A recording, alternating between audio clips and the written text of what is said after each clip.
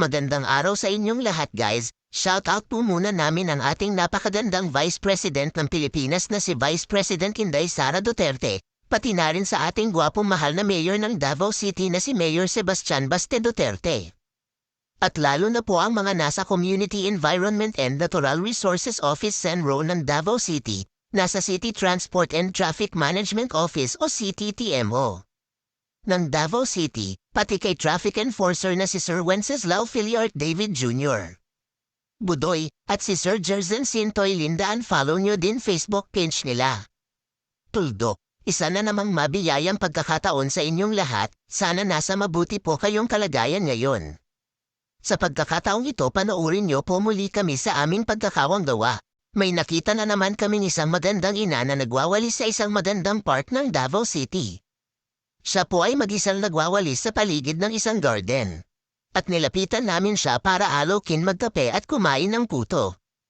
Pati na rin si Sir kasama nila sa pagbabantay at paglilinis sa paligid ng park. Nakisabay na din kaming magkape dahil umaga na at mapapakape ka talaga sapagkat masyadong maganda ang paligid, maraming malaking puno at madadandang mga pananim. Malamig at presko ang simoy ng hangin, maswerte sila ma'am at sir dahil malamig ang lugar at ang paligid ng park. Sabi ni ma'am marami daw ang pumunta kapag hapon, may mga pamilya, magka-classmate, magkaibigan, at iba't ibang mga grupo na namamasyal.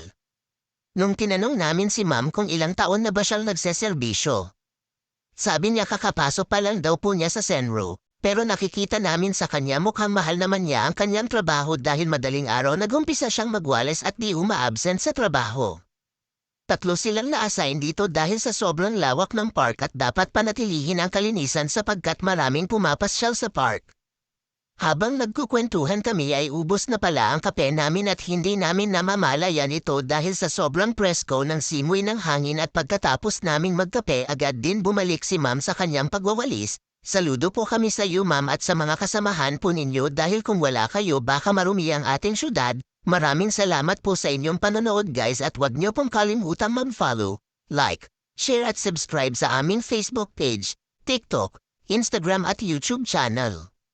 God bless po sa inyong lahat.